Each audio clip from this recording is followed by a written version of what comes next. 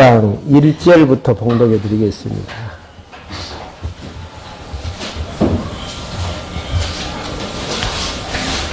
에베소서 2장 1절입니다. 하나님께서 허물과제로 죽었던 너희를 살리셨다.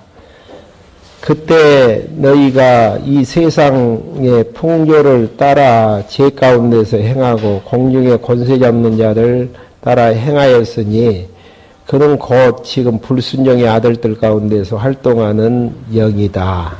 2절까지만 봉독해 드렸습니다. 지금 우리가 정리하고 있는 에베소서의 내용은요, 교회에 대한 진리로 성령 하나님께서 구약에 약속된 그리스도가 예수님 내심을 교회의 이제 무장을 통해서 증거하시는 부분입니다.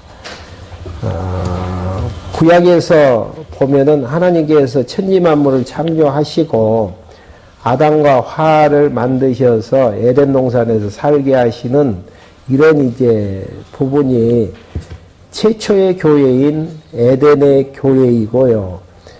비록 이제 아담과 하와가 선악을 아는 열매를 따먹고 타락했지만은 둘째 아담 예수 그리스도를 통해서 아담에게 했던 창세기 1장 28절에 나라 세워주는 약속, 신령한 나라 세워줄 것에 대한 그 언약을 이루신다라는 확정으로 아브라함과 이삭과 야곱에게 지상에 이제 모형적인 나라를 세워주셔서 세워주실 것을 언약하시고 언약대로 성취하시는 이런 이제 내용을 통해 둘째 아담 예수 그리스도를 통해서 아담과의 이제 언약이 성취될 것에 대한 확정으로 보여주십니다. 그래서 이제 구약의 언약 따라서 둘째 아담 예수 그리스도가 이 땅에 오셔서 교회의 머리가 되어주시고 이제 성령 하나님을 통해서 교회 몸된 교회를 세워주시고 이제 무장케 해주실 텐데 예수님이 약속 한 가지를 해주시죠. 그 약속이 베드로에게 했던 약속인데요. 너는 나를 누구라고 하느냐고 물어봤을 때 주는 그리스도시요 살아계신 하나님의 아들이라고 고백을 했을 때에 내 반석 위에 교회를 세울 텐데 그 교회는 음부의 권세가 이기지 못할 것에 대해서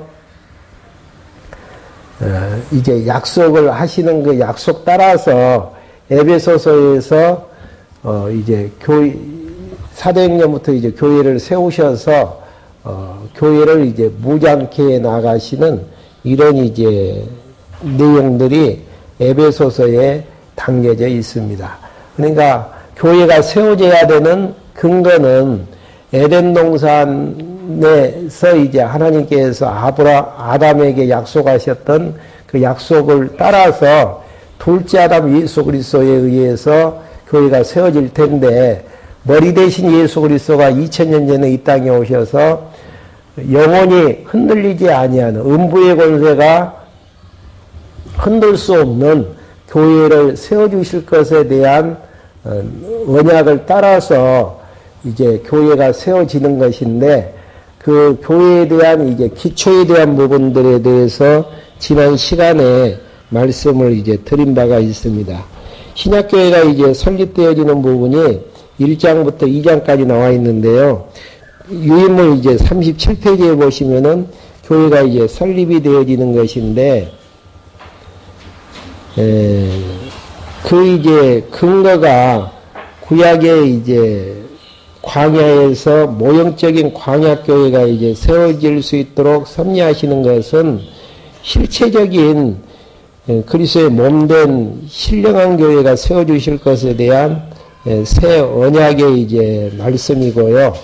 방금 이제 말씀해 드렸듯이 마태복음 16장 18절에서 베드로에게 반석 위에 그리스도의 몸이 된 교회가 이제 세워질 것을 언약 따라서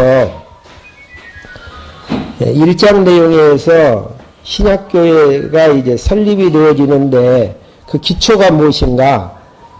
성부 하나님의 예정 따라서 성자 하나님의 구속 따라서 성령 하나님의 인치심에 근거해서 교회가 이제 기초를 이루면서 세워지는데 마지막으로 그 기초에 대한 내용의 마지막은 교회의 머리를 누구로 세우시는가? 예수님으로 세워주셨다라는 사실. 이게 이제 기초가 되어지는 부분이고요. 방금 봉독해 드렸던 에베소서 2장 1절부터의 내용은 신약교회 설립에 대한 실제적인 내용. 그러니까 서신서에 보면은 원리가 나와지고 실제가 나와지잖아요. 만약에 원리에 대한 내용들이 맞다면은 실제로 이제 더 낮을 수밖에 없죠. 그러니까 밑도 끝도 없이 교회가 세워지는 게 아니고 1장 부분에서 성부, 성자, 성령 하나님이 기초를 놓으셔서 머리 대신 예수 그리스도를 머리로 해서 교회를 세워주시는 그 원리에 근거해서 실제로 이제 어떻게 세워주는가? 2장 1절부터 10절까지는 죽은 자를 살려서 세워주시는 1절에 보시면 하나님께서 허물과제로 죽었던 우리를 살리셨다.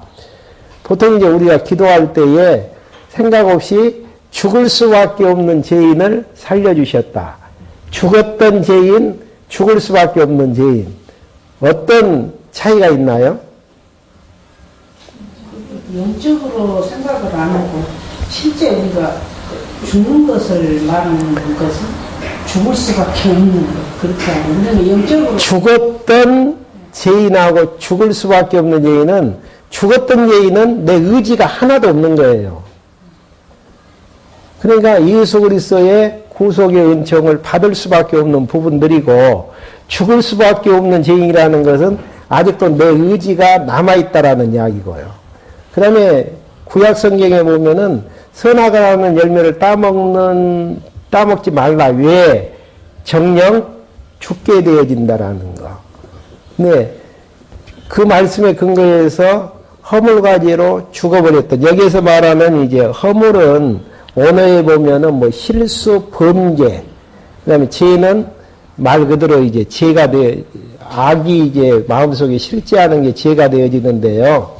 그런 부분에서 죽었던 너희를 살리셨다라는 이야기는 우리의 의지로서는 전혀 어떻게 할 수 없는 상태에서 죽어버렸기 때문에. 근데 이제 보수주의 신학에서는 어떻게 이제 이 부분을 이제 가르치냐면은요. 하나님께서 구원의 밧줄을 예수님을 통해서 내려주셨다. 붙잡고 안 붙잡고는 누구 책임이다? 우리 책임이다.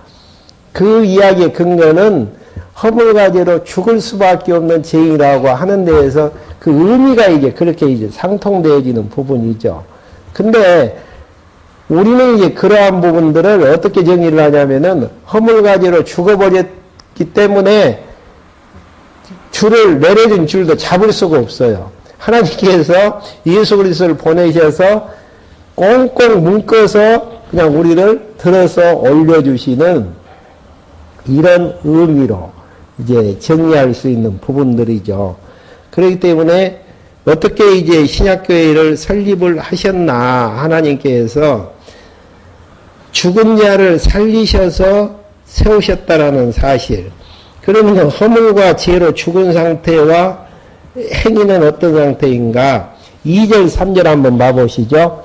그때에 허물과 죄로 죽었을 때 그때에 너희가 이 세상의 풍속을 따라 죄 가운데 행하고 공중에 권세 잡는 자를 따라 행하였으니 그는 곧 지금의 불순종들 아들 가운데에서 활동하는 영이라. 그때는 우리도 그들 가운데 속하여 육체와 마음이 원하는 것들을 행하여 모든 육체의 정욕 가운데에서 살았고 그들과 같이 본질상 진노의 자녀였으나, 그러니까 육체의 정욕 따라서 살았다라는 이야기는 결국은 아담을 처음 만들었을 때의 상태가 어떤 상태입니까? 살아있는 영 상태. 영에 의해서 육체는 완전히 함몰되어지는, 완전 장악되어지는 상태였는데 영이 죽어지는 가운데에서 결국은 육체만 남게 되어지고, 육체는 죄덩어리이기 때문에 행하는 모든 것 자체가 뭐예요? 죄가 되어지고 그것이 행동으로 나아지는 게 허물이고 범죄로 이제 드러나지는 그런 이제 상태를 이야기하게 되어지죠. 그 다음에 이제 그렇게 죽어버린 우리인데 죽은 자를 살리는 요인은 무엇인가? 4절 5절에 나와지죠. 긍휼이 풍성하신 하나님께서 우리를 사랑하신 그분의 크신 사랑으로 말미암아 허물로 죽은 우리를 그리스도와 함께 살리셨고 너희가 이같이 은혜로 구원을 받았다. 긍휼의 허물가지를 죽은 상태를 살리는 요인이 뭐죠? 하나님의 그 크신 사랑. 예. 죄를 지었기 때문에 구원을 주시는 게 아니고 하나님의 사랑을 구원을 통해서 죄로 죽어버린 하나님의 백성들을 살리시는 걸 통해서 하나님의 사랑이 얼마나 큰가를 다시 한번 확인해 주시는, 언제부터 우리를 사랑하셨죠? 1장 부분에 보면은 창세전 그리스도 안에서 선택해 주시는 그 자체가 하나님의 사랑이죠. 이런 부분들은 어디에서 나와지죠? 리브가의 뱃속에서 야곱과 에서가 쌍태를 맺는데 나기도 전부터 어떻게 하나님께서 판정해버리죠. 로마서에 보면, 창세기에 보면은 야곱은 사랑하고 에서는 미워했다. 왜 그러냐면은 이미 어머니 뱃속에서 태어나기 전부터 사랑하고 미워했다라는 근거는 창세전 그리스도 안에서 야곱은 선택감을 받았고 에서는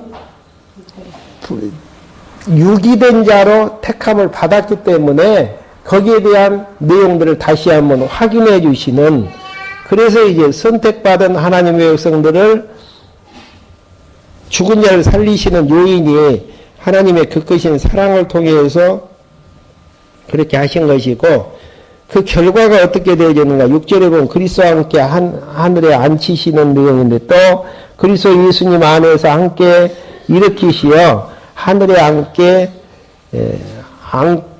함께 하셨다라는 것이죠. 그러면서 이제 그렇게 하시는, 사랑을 베푸시는 목적이 무엇인가? 은혜의 풍성함을 나타내기 위해서 7절. 이는, 그 이유는 그리스도 예수 안에서 우리에게 인치심으로써 그분의 은혜가 지극히 풍성함을 오는 여러 세대에 나타내는 것이니라. 그러니까 창세전 그리스도 안에서 선택하셨고 예수님을 통해서 구속해 주셨는데 구속에서 인쳐주시는 그 목적이 무엇입니까? 그 크신 하나님의 사랑의 풍성함을 오는 여러 세대에 이제 나타내기 위해서 그렇게 하셨다라는 것.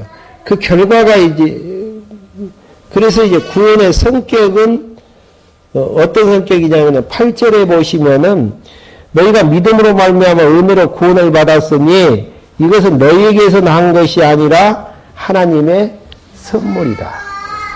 그러니까 교회 기초부터 추적해서 이제 확인을 하면은 창세전 그리스도 안에서 우리를 선택해 주셨고 예수님을 대신 보내셔서 죽게 하시는 이러한 이제 성격 자체가 하나님의 선물이라는 거.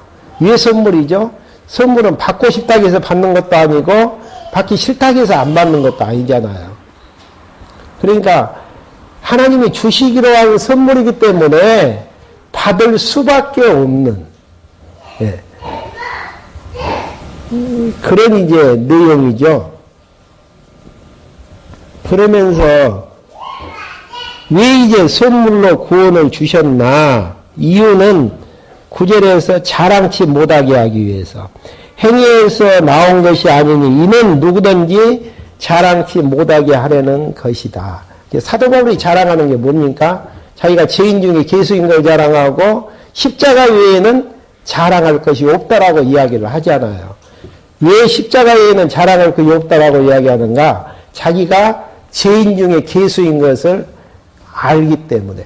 물론 이제 사도 바울이 예수님을 믿는 자들을 잡아 죽이는데 앞장섰던 그런 행위가 나온 부분도 있지만은 하나님 앞에서의 자기를 보면은 만물의 찌꺼기 같은 자기 자신인 것을 깨닫게 되어지는 데에서.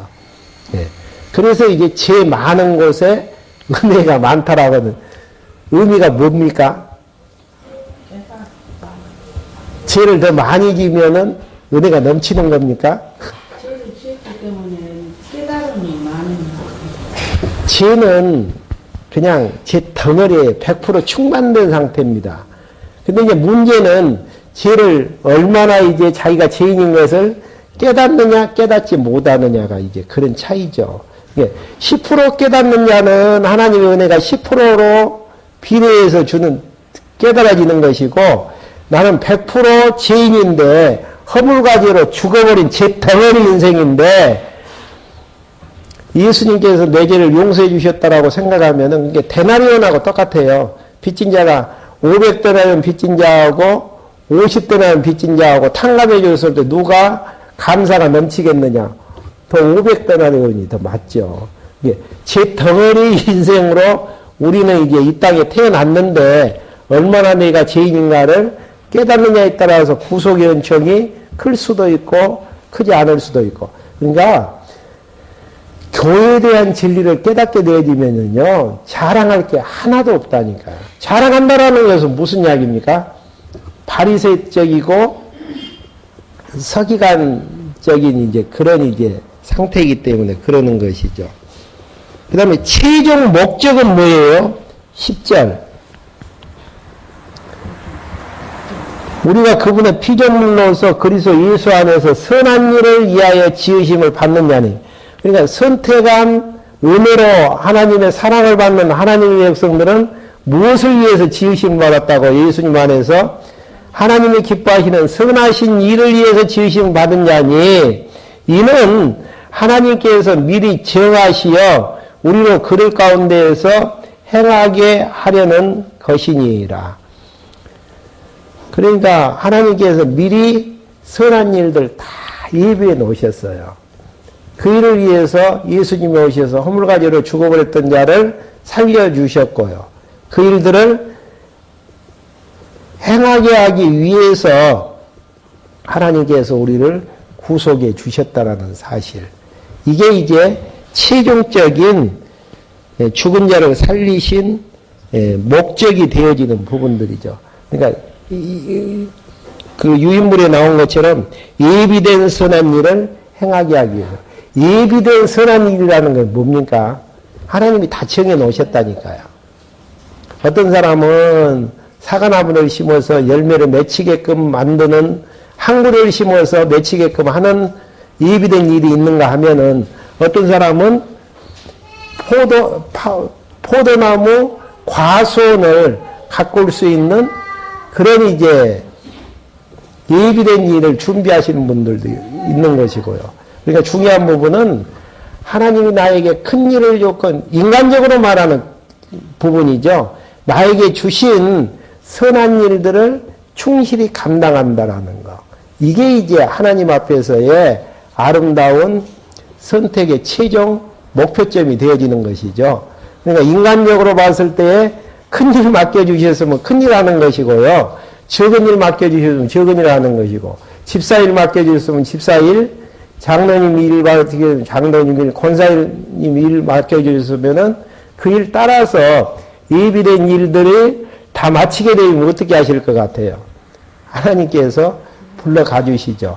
근데 지금 불러가지 않는다라는 이야기는 예비된 일을 위해서 준비 작업을 하신다든지 실제적인 해야 될 일들이 남아졌기 때문에 그 일들을 위해서 하나님께서 남겨주셨다라고 생각하시면 되어집니다. 그러니까 빨리 죽고 싶다라는 이야기도 최종 목적에서 이탈되어지는 이야기고, 오래 살고 싶다라고 이야기하는 것도 최종 목적에서 이탈되어지는 부분들이고요.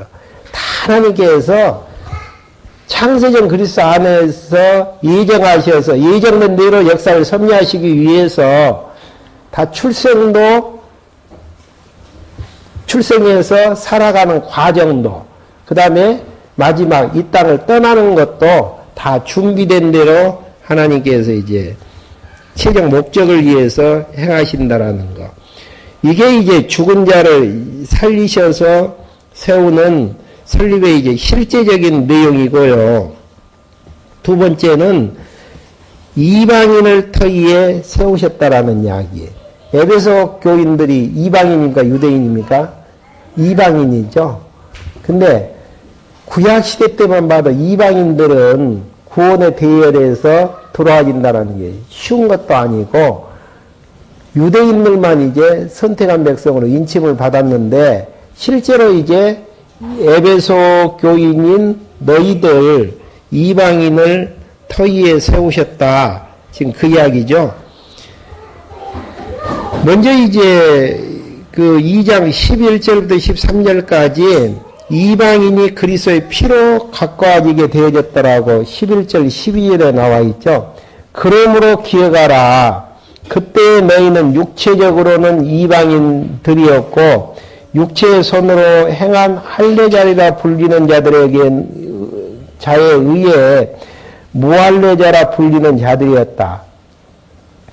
너희는 그 당시 그리스도 밖에 있었고 이스라엘 백성에게서 제외된 자들이었고 약속의 언약들과 무관한 외인들이었으며 세상에서 소망도 없고 하나님도 없는 자들이었다. 그러니까 이방인이 실제로 이제 신약교회로 설립되기 전에 이제 상태를 이야기를 하면서 그리스도의 피로 이제 그러나 13절이 중요하죠. 그때 멀리 있던 너희가 이제 그리스도 예수님 안에서 그리스도의 피로 가까워졌다. 그러니까 자기 공로하고는 전혀 관계없이 그리스도의 피로 이제 가까워졌다라는 거. 그런 피로 가까워져서 하나님과 원수된 자들이었는데 화평케 하는 방법이 무엇인가? 14절부터 15절 상반절까지 그분을 위해 화평이시다. 자신의 육체 안에서 둘을 하나로 만드시고 중간에 막힌 담, 곧 온수된 것을 제거하시는 분이시며 여러 규정에서 된 계명의 율법을 폐하신 분이시니 이는 그분께서 자신 안에서 이 둘로 한 세 사람을 창조하여 화평을 이루게 하시고 그러니까 예수 그리스도를 통해서 그 막힌 담을 허시고 율법을 이제 폐하심으로 화평을 이루게 하셨다라는 거. 이게 이방인인 의는 지금 하나도 안 들어가지죠. 예수 그리스도의 구속으로 말미암아서 하나님과 화목되어졌다라는 사실들을 지금 열거하는 화평을 이뤘다라는. 그 다음에 그렇게 하시는 목적이 무엇인가?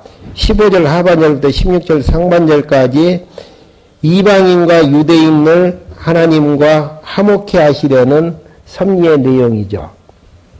이는 그분께서 자신 안에서 그 둘로 한 세 사람을 창조하여 화평을 이루게 하시고 또 십자가로 말미암아 그 둘을 한 몸으로 만들어 하나님과 화목케 하려는 것이다.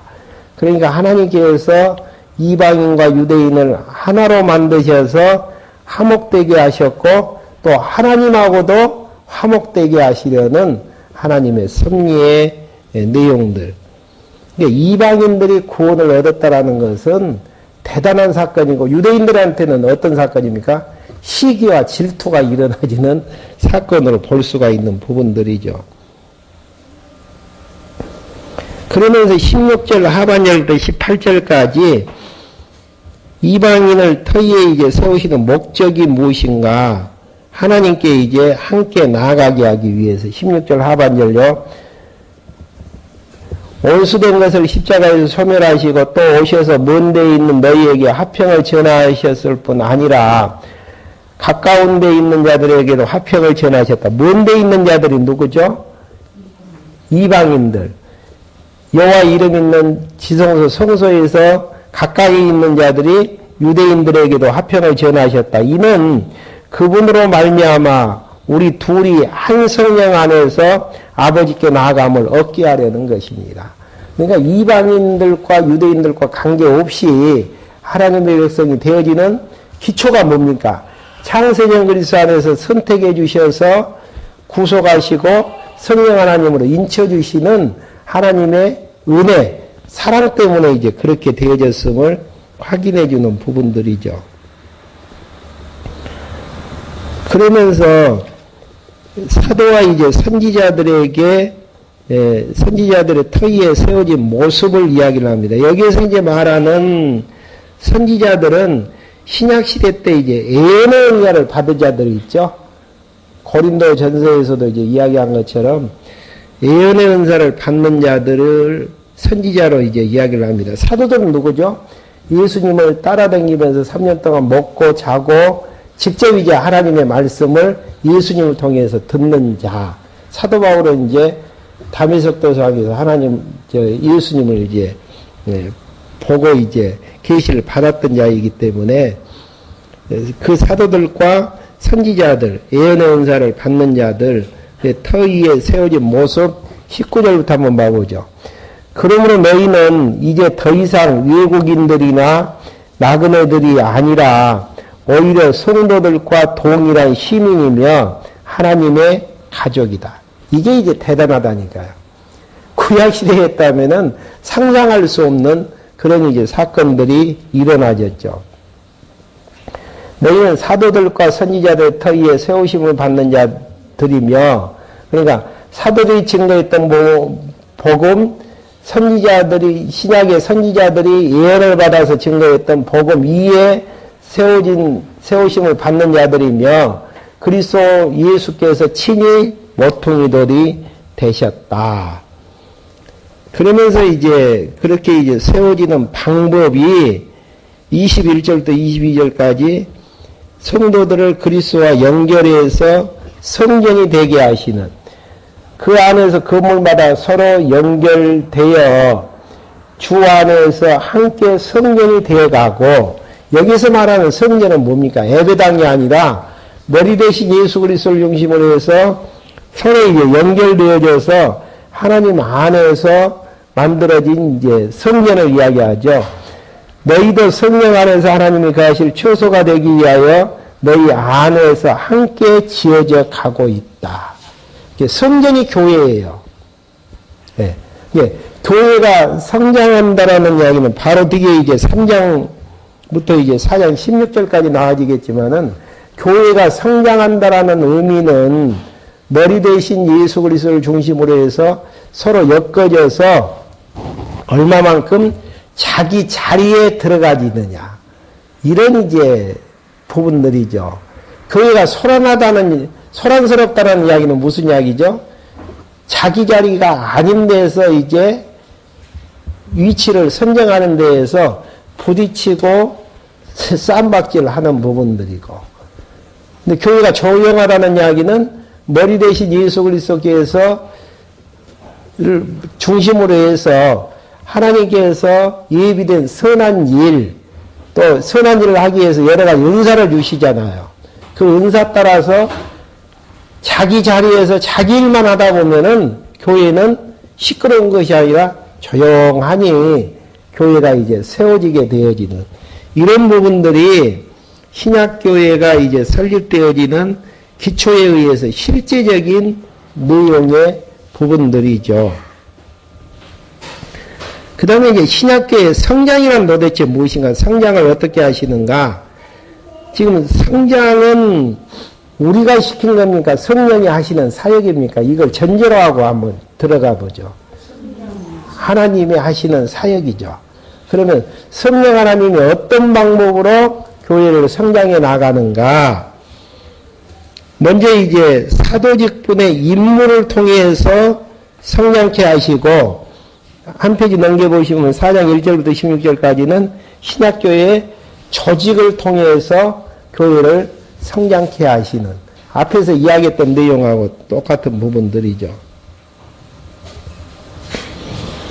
그 근거를 이제 직접적인 근거는 다윗이 이스라엘 왕으로 삼아 두목과 용사들로 나라가 점점 견고하고 왕성해지도록 섭리하시는, 그러니까 내각을 조직을 해서 일들을 맡겨주고 그 일들이 진행됨으로 타이당국이 견고하게 이제 세워지는 역대기상 11장, 12장의 말씀을 근거로 하는 부분들이죠.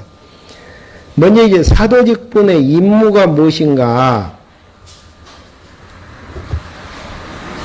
그 근거는 민수기서 1장부터 2장까지 나와 있는 광야의 출애굽기에서 이스라엘 백성들이 광야를 전진하기 전에 진지를 정비하는 광야 생활을 준비하는 사건들이 나와지죠. 그런 이제 모형적인 언약 따라서 실체적으로 사도의 직분을 통해서 먼저 이제 교회의 비밀을 드러내는 부분이 3장 1절부터 13절까지 이제 나와지는데요. 먼저 이제 3장 1절 한번 봐요. 그러므로는 어디를 봤습니까? 그러므로는 좁게 보면은 1장 2장을 보죠. 직접적인 부분은 1장 2장이지만은 나머지 부분은 앞에 이제 교회의 설립부터 시작해서 이제 볼 수 있는 부분들이죠. 그리고 이제 직접적인 부분들은 2장 이제 11절부터 22절까지 이방인을 이제 터위에 이제 세우셨음을 좁게 보면 그렇게 하는 것이고 조금 넓게 보면은 에베소서 1장부터 2장까지 내용을 받는 것이고 더 넓게 보면은 앞의 내용들을 다 받는 부분들이고 머리 대신 예수 그리스도 사복음서에서 머리 대신 예수 그리스도를 세우셔서 그 다음에 사도행전에서 교회로 이제 설립되어지는 이런 이제 과정들부터 이제 넓게 보면은 다 받는 부분들이죠. 먼저 이제 1장 이러함으로 하나님의 이제 1장 2장의 이제 경륜을 이야기한 다음에 비밀의 이제 내용이 무엇인가 3장 6절 한번 1절 2절 한번 봐봐. 그러므로 이방인을 위하여 그리스도 예수님으로 인하여 갇힌 자 된 나 바울이 말한다. 너희를 위하여 내게 주신 하나님의 은혜의 경륜을 너희가 분명히 들었을 것이다. 경륜은 이제 작게 보면은 직접적으로 보면 1장 2장에서 하나님의 은혜의 경륜을 다 이제 이야기를 했다. 들었다. 곧 내가 이미 대략 기록한 대로 그 비밀이 계시를 따라 내게 알려지게 된 것이니 너희가 그것을 읽을 때에 너희가 그리스도의 비밀을 깨닫는 것을 알 수 있을 것이다. 이 비밀은 지금 성경 안에서 사도들과 선지자들에게 계시된 것처럼 다른 세대에는 하나님의 아들들에게 알려지지 않았다. 그러니까 계시를 오픈하기 전까지는 알려지지 않았다라는 것. 이것은 이방인들이 복음으로 말미암아 그리스도 예수 안에서 함께 상속자들이 되고 함께 지체들이 되고 함께 약속에 참여하는 자들이 되는 것이다. 그러니까 이방인들을 들어서 터위에 이제 이방인들을 그리스도의 터위에 이제 세우셨던 직접적인 이런 부분들은 구약시대 때는 드러나지가 않았다라는 이야기죠. 근데 이제 사도 바울의 사도를 통해서 이제 드러나게 되어졌다라는 것. 그리고 이제 일꾼이 된 목적은 사도 바울이 7절 보면 나와지죠. 나는 그분의 능력이 역사하심으로 내게 주신 하나님의 은혜의 선물 따라 일꾼이 되어졌다.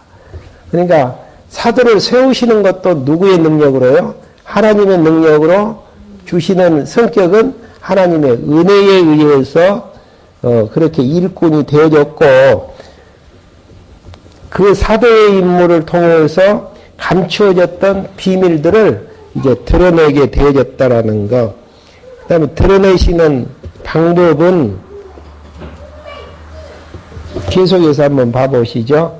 모든 성도들 가운데 지극히 작은 자보다 더 작은 나에게 이 은혜가 주어진 것은 측량할 수 없는 그리스도의 풍성하심을 이방인들에게 전하게 하고 만물을 창조하신 하나님 안에서 영원 전부터 감추어져 있던 비밀의 경륜이 어떠한지 모두에게 밝히게 하시려는 것이니이다. 그러니까 측량할 수 없는 그리스도의 풍성하심을 이방인들에게 전하고 감추어졌던 비밀들을 드러내기 위해서 그렇게 이제 하셨다라는 것. 그러면서 이제 비밀의 경륜을 드러내신 목적이 무엇인가? 10절부터 11절까지 나와 있죠. 이는 이제 교회로 말미암아 하늘에 있는 통치자들과 권세자들에게 하나님의 여러 가지 지혜를 알게 하시는 것이니 이것은 하나님께서 그리스도 예수 우리 주님 안에서 이루실 영원한 계획에 따른 것이다. 그러니까 하나님의 지혜를 알게 하기 위해서 비밀의 경륜을 드러내셨다라는 거.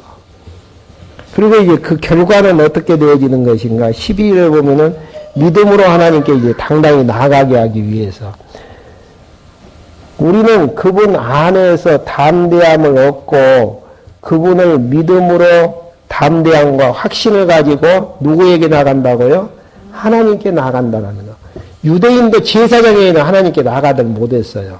근데 이방인인 에베소 교인들이 담대함으로 하나님께 나아간다라는 부분들은 하나님의 지혜에 대한 경륜에 의해서 다 계획된 것이고 그게 이제 드러나지는 데에서 가능하다라는 이야기죠.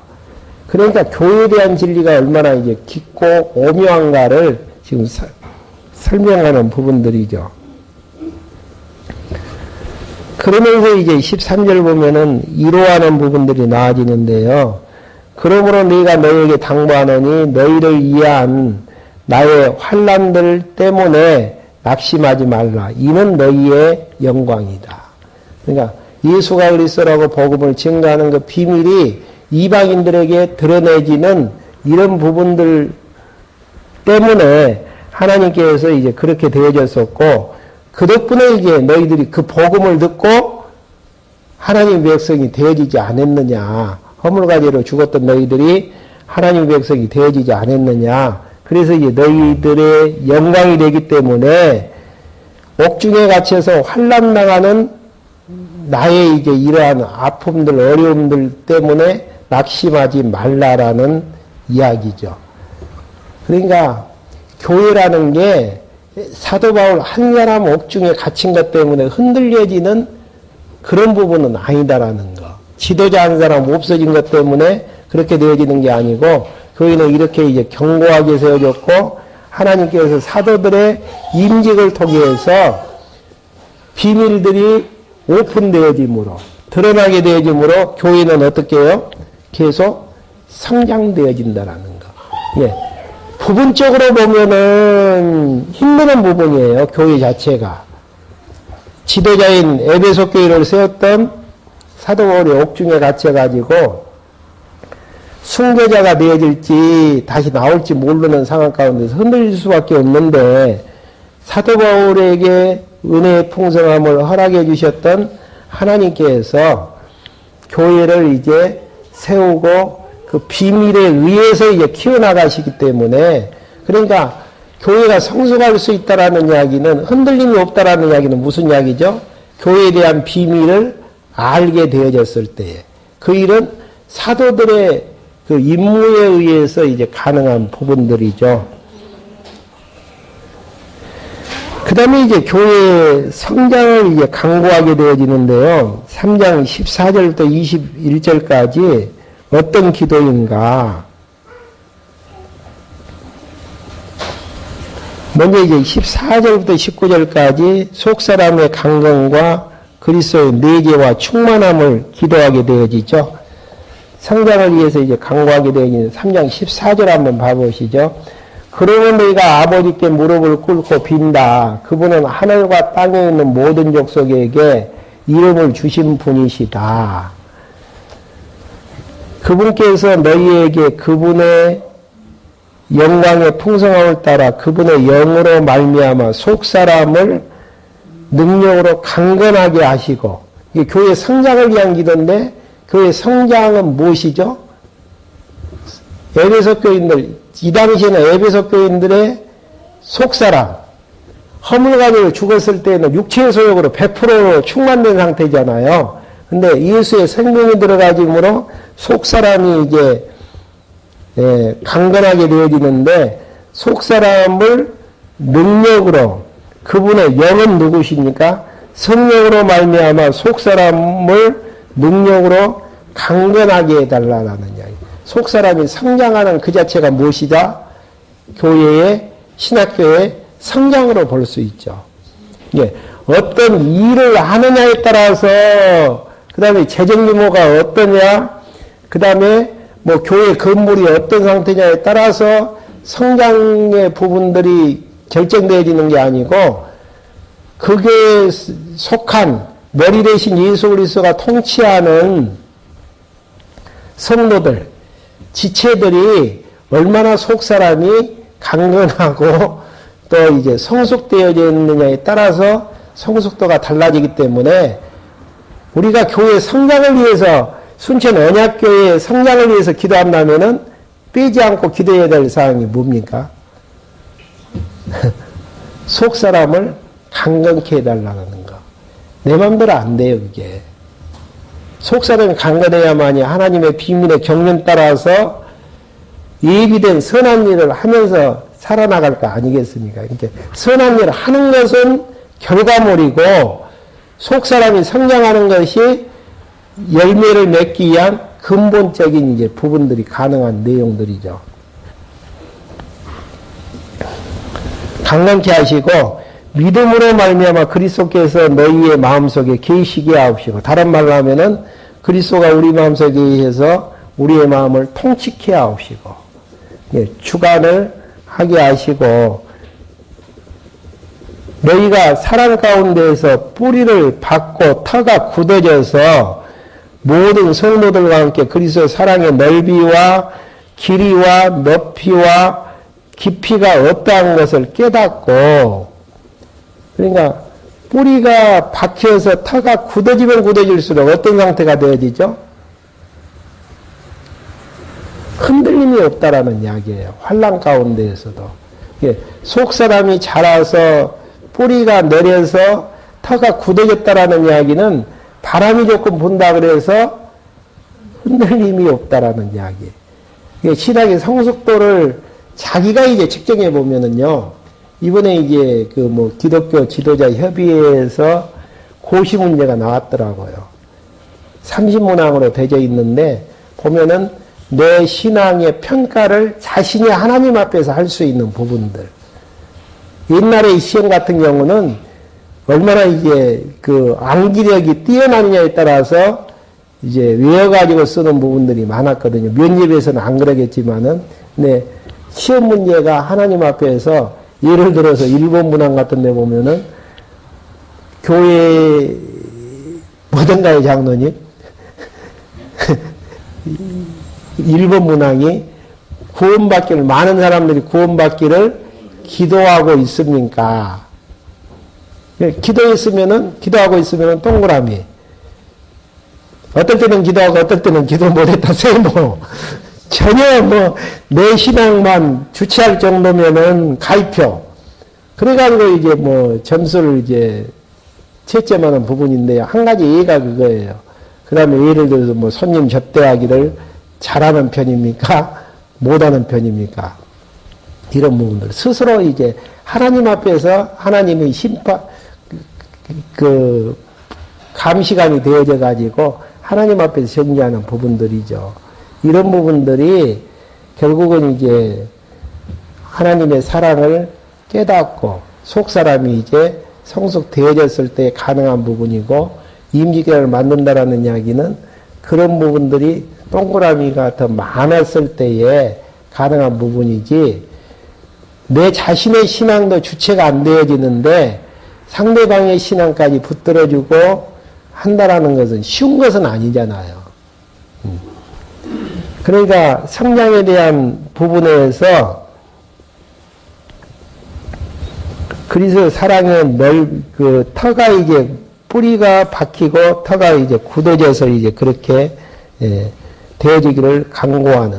그러니까 진짜 교회의 성숙을 위해서 기도한다면은 하나님 속사람 성숙케 해주시고 나도 속사람 성숙케 해주시고 상대방도 성숙케 해주시고 또 나도 터가 굳어져서 뿌리를 내리게 해주시고 상대방도 미운 사람이 있으면 그렇게 기도하셔요. 상대방의 마음도 속사람 성숙케 해서 하나님 터가 굳어지게 해달라라는 거. 그 일은 내가 몇 마디 한다 그래가지고 되어질 부분도 아니고 인위적인 방법으로 될 것도 아니잖아요. 하나님이 해주셔야만이 하나님의 능력으로 어떤 방법으로요? 하나님의 지혜를 깨닫고 교회라는 게 이것이구나. 하나님께서 왜 나를 교회 제목으로 선택해 주셨나. 하나님께서 창세전 그리스도 안에서 예비된 선한 일을 하게 하기 위해서 그렇게 하신 것이다. 이제 깨닫게 되어지는. 그러니까 나를 위한 기도가 많다라는 것은 어린 상태라는 이야기고요. 상대방을 놓고 하나님께서 저렇게 구원을 성화를 이루어달라고 예비된 성화를 이루어달라고 기도하는 부분은 내 신앙이 어느 정도 구축되어지는 데서 가능하기 때문에 상대를 위한 기도가 필요한 부분들이고요. 그러면서 19절 지식을 초월한 그리스도의 사랑을 알아 하나님의 모든 충만하심으로 충만하게 만드시기를 빈다. 그러니까 충만하심으로 충만하게 하시기를 하나님께서 그렇게 해주시기를 이제 빈다라는 거. 그러니까 교회 성숙도 내가 하는 게 아니에요. 내 열심 가지고 하는 게 아니고 하나님께서 그렇게 해주기를. 그러니까 나 자신을 위해서 기도하고 상대방을 위해서 기도하는 숫자가 많으면 많을수록 그 교회는 성숙했다라고 판정할 수 있고요.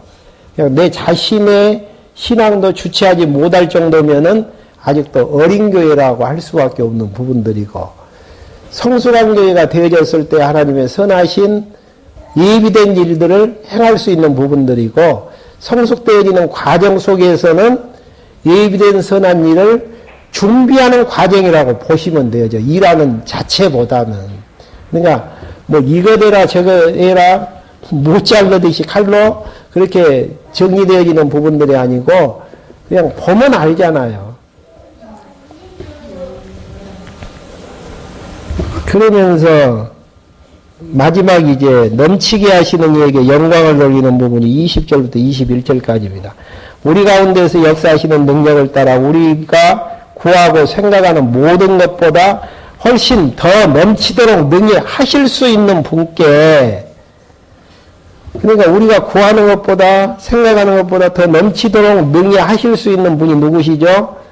위에 계신 하나님, 그 권한을 머리 대신 예수 그리스도에 주셨는데, 교회 안에서와 그리스도 예수님 안에서 영광이 모든 세대의 영원 무궁이 있을지어다. 그 일을 하시는 하나님이 주관자가 되어주시고 주체가 되어주시기 때문에 그분만이 영광이 세세토록 있기를 바라는, 결국은 이제 선한 일, 속사람이 성숙하고 뿌리가 굳어져서 견고하게 되어지는 이런 부분들을 통해서 누가 영광을 받습니까? 그 능력에 하나님께서 영광을 받으시는 이런 부분들. 왜? 하나님이 하시는 일이기 때문에. 이게 성장도 하나님이 하셔요. 더디게 하고 빠르게 하고. 근데 우리는 빨리빨리 했으면 참 좋겠잖아요. 선한 일들 빨리 깨닫고 그 일들에 하나님 앞에서 하면 좋겠지만은 하나님께서 준비하시는 기간도 있고 또 하는 때도 있고 환경을 맞춰가는 때도 있기 때문에 그냥 우리가 할 수 있는 건 저나 여러분들이 할 수 있는 것은 그냥 하나님 앞에 기도하는 방법밖에 없을 것 같아요. 하나님 이렇게 달라요. 왜 그러냐면은 하나님의 영광이 드러나기 위해서는 분명히 하나님의 계획대로 그렇게 하실 거란 말입니다. 그래서 하나님 앞에 영광을 돌리는 방법은 하나님 앞에 조용하니 상대를 위해서 기도하고 상대를 위해서 바라보고 참고 기다려주는 이런 이제 부분이지 않겠는가. 왜 그러냐면은 그게 교회 성숙도에 따라서 달라지는 부분이고, 교회 기초 설립 하나님이 하셨죠. 교회의 성장 하나님이 하시는 분이시고, 그 다음에 이제 다음 시간에는 신약교회 이제 조직 4장부터 이제 에베소서 끝내야지요. 계속 이제 진행될 수 있도록 그렇게 하겠습니다. 질문 있으신가요? 없으시면 기도하고 마치겠습니다. 하나님 아버지, 저희를 이 시간에 불러 모아주셔서 하나님께서 교회를 창세전 그리스도 안에서 지체들을